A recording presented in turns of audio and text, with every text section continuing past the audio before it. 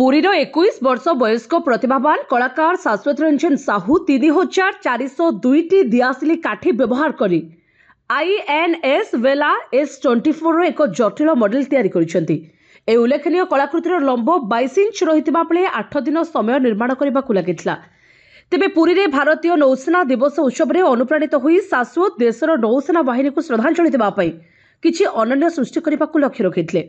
तांकर दियासिली काठी कलाकृति तांकर सृजनशीलता एवं निष्ठार एक प्रमाण अटे। आम देशर नौसेना को सम्मान देबा पई मु किछि विशेष करबाकू चाहूतिली बोली शाश्वत कहिसंती। तेबे मु एही कलाकृति तैयारी करथिबारु मु गर्वित एवं मु भारतीय नौसेना को सेमानकर विशेष दिन रे शुभेच्छा जणाउछि बोली से कहिसंती। जय जगन्नाथ। मु शाश्वत रंजन साहू मु दियासिली काठी द्वारा INS भेलार एक प्रतिमूर्ति निर्माण करछि जहा कि भारतीय नौसेना द्वारा व्यवहार हुए।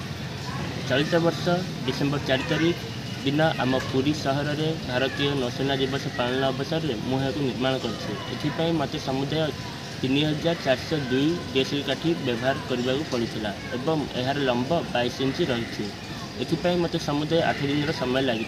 प्रथम थर पर आम भारतीय नाविक दिवस आम पुरी सहर में आयोजन होगा जाए। मु भारतीय नौसेना बाहिनी को किसी भिन्न और अलग भाव श्रद्धांजलि ज्ञापन करने को जाई मुझे निर्माण कर। धन्यवाद। ब्यूरो रिपोर्ट जे न्यूज।